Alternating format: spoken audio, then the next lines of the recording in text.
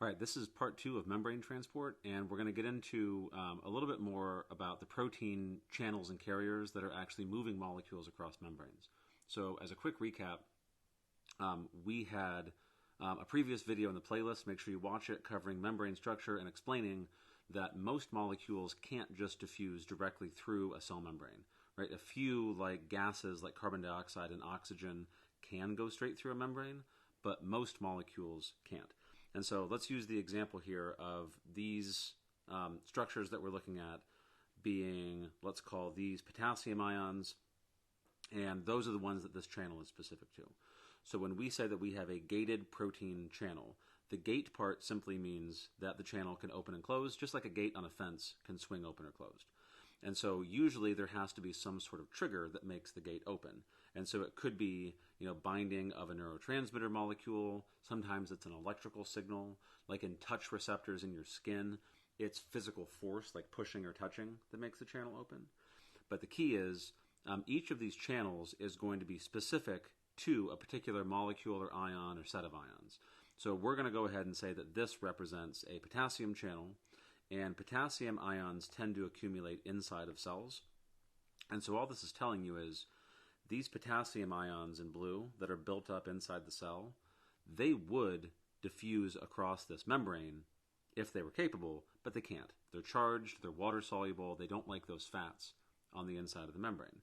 And so while the gate's closed, right, they can't get through, just like you can't get through a gate that's closed on a fence.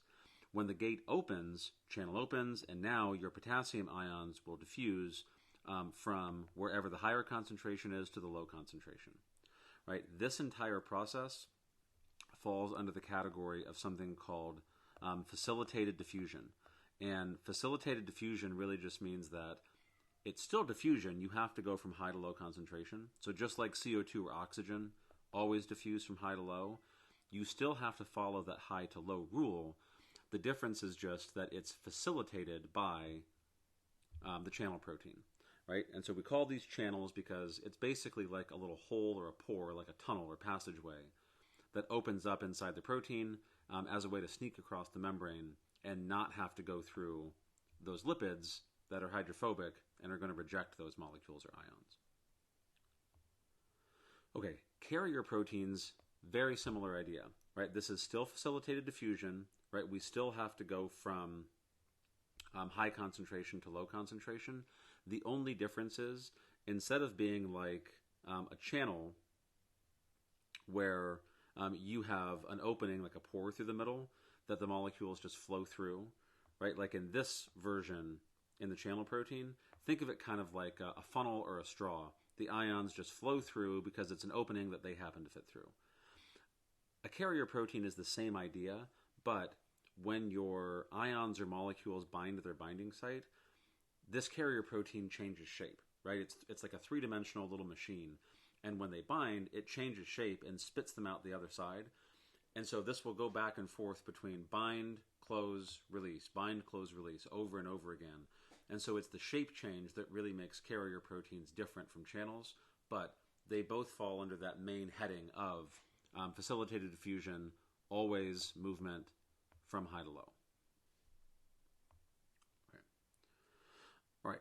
What this allows us to set up is inside of cells, you can get gradients.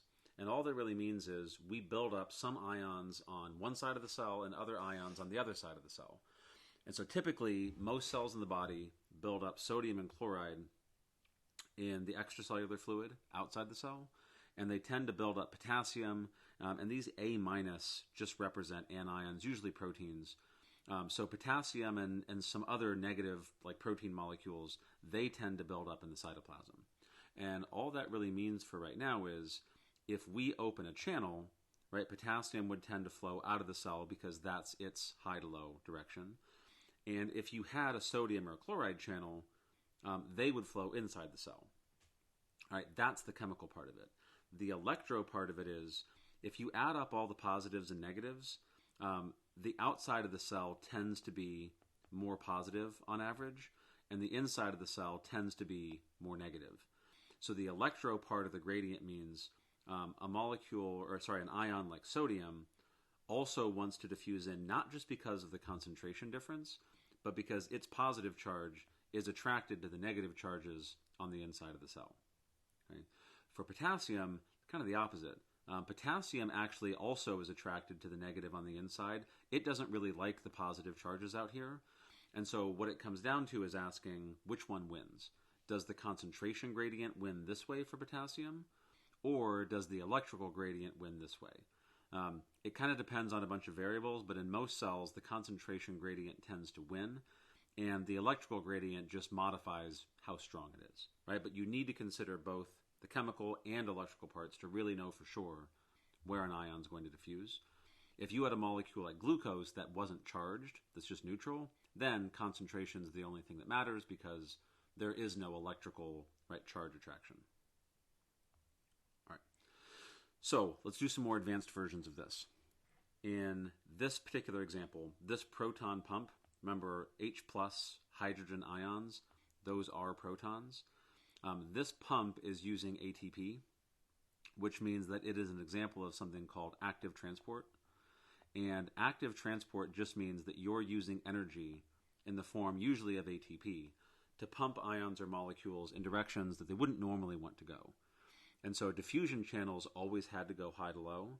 Pumps can concentrate things by taking them from low up to their high end. And so these protons are all being accumulated out here because this pump is using energy to push them in that direction. Right now, this guy here is a transporter that operates by diffusion. And so the idea is we pumped all our protons out here so that we have a very high H plus concentration. That makes those protons want to come back into the cell by diffusion from high to low. And the catch is we're using that to also absorb sucrose. Right? Sucrose is just table sugar, right? A glucose and a fructose linked together. This cotransporter is dragging the sucrose along with it using the energy from that H plus proton gradient. Right? And so we call this idea cotransport because we're using the energy from this transporter to fuel this one indirectly. Right? And the term that you'll often see for this is we call it secondary active transport. Right? The reason is this is the primary active transport up here because we're using ATP. This guy is secondary because the cotransporter doesn't use ATP itself. It's just hijacking the gradient that our primary active transporter, the proton pump, made in the first place. And so we're sort of indirectly using ATP to take that sucrose into the cell. All right, you'll see lots of examples of this. This is how a lot of nutrients like carbohydrates and amino acids are absorbed in the GI tract. And again, in the kidneys, these are things that will come up in later sections or later classes as you advance. All right, so let's summarize these. These are different versions of membrane transporters. A uniporter, uni just means one. So this is one ion or molecule moving through a channel. And as always, when it's a transporter, not a pump, high to low. A symporter is what we just saw previously with sucrose and hydrogen. That is two separate molecules or ions that are both moving through in the same direction. And one of them is typically going from high to low, and that's driving the movement. And the other one is often being drug along with it from low to high. And so our example from the previous slide, this was the proton going high to low, and this was the sucrose going low to high. The antiporter is the same idea, except the two molecules or ions are now moving in opposite directions. And so one of them still is going high to low, that's driving movement, and the other one is going low to high. It's just that opposite directions instead of same direction, right? But both of these fall into the category of secondary active transport. All right, so let's use another example of this. This is how sodium and glucose are absorbed in the digestive tract. And what we do is we use this sodium-potassium pump, which is an antiporter, and it uses ATP directly, right? So this is an example of primary active transport. We're directly putting energy into running that pump, right? And it's pushing sodium outside the cell. So it pumps 3 sodiums out, and for every 3 sodiums that it puts outside the cell, it pumps 2 potassiums in. Since they're going in opposite directions, that's why it's an antiporter. Now, what's happening here is, right, this is the inside of the cell on the bottom. This would be the lumen of the GI tract out here, right? So you just ate a meal, and you've got some glucose inside your GI tract, and you want to absorb that glucose into your cells to use it.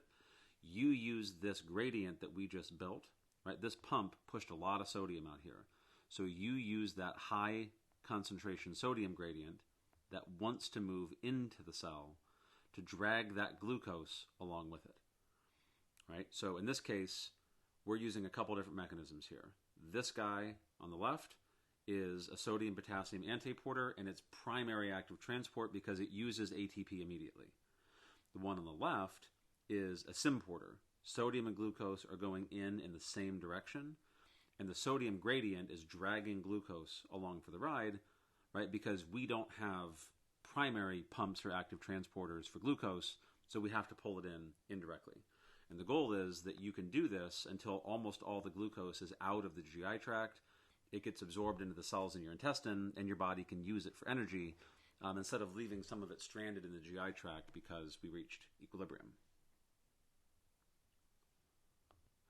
All right, that was a good summary of facilitated diffusion, active transport, moving molecules across membranes. This last slide is showing you that not all substances have to be brought into cells that way.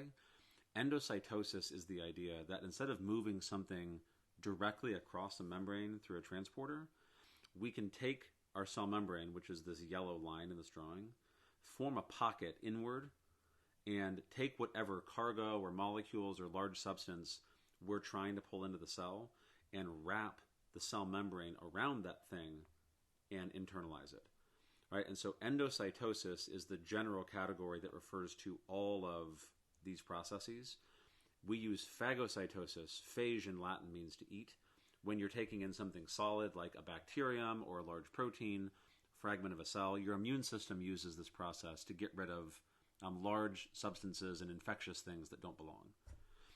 Pinocytosis translates to cell drinking.